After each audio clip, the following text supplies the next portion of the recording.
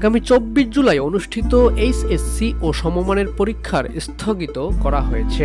মঙ্গলবার 22 জুলাই প্রধান উপদেষ্টার কার্যালয়ের এক কর্মকর্তা একথা জানান। রুটিন অনুযায়ী ওই দিন 24 জুলাই অর্থনীতি প্রথম পত্র, প্রকৌশল, অঙ্কন ও ওয়ার্কশপ প্র্যাকটিস প্রথম পত্রের পরীক্ষা অনুষ্ঠিত হওয়ার কথা ছিল। এর আগে রাজধানীর উত্তরায় মাইলস্টোন স্কুল অ্যান্ড কলেজে যুদ্ধবিমান বিধ্বস্ত হয়ে হতাহতের ঘটনায় আজ মঙ্গলবারের এইচএসসি ও সমমানের পরীক্ষা স্থগিত করা হয়। একথা জানান অন্তর্বর্তী সরকারের প্রধান উপদেষ্টার প্রেস সচিব শফিকুল আলম। আজ মঙ্গলবার সকাল 7:15টার দিকে নিজের ভেরিফাইড ফেসবুক অ্যাকাউন্ট এক পোস্টে তিনি একথা জানান।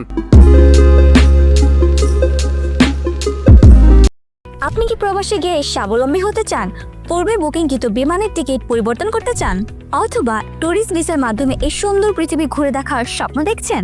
আপনার স্বপ্নকে বাস্তবায়ন করতে A to Z travels and tours আছে আপনার সাথে।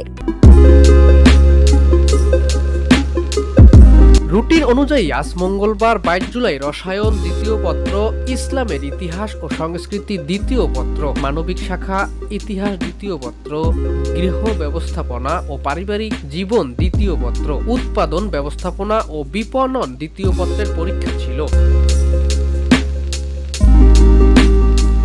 বাংলাদেশ বিমান বাহিনীর একটি যুদ্ধ বিমান গতকাল সোমবার বেলা 1টার কিছুক্ষণ পর উত্তরার মাইলস্টোন স্কুল অ্যান্ড কলেজের একটি ভবনে বিধ্বস্ত হয়।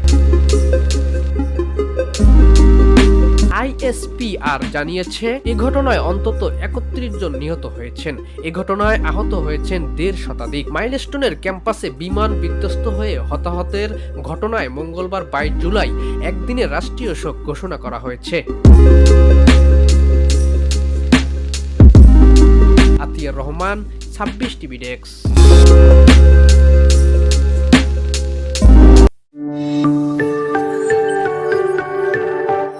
টেলিভিশন, মাতৃভূমির বন্ধনে।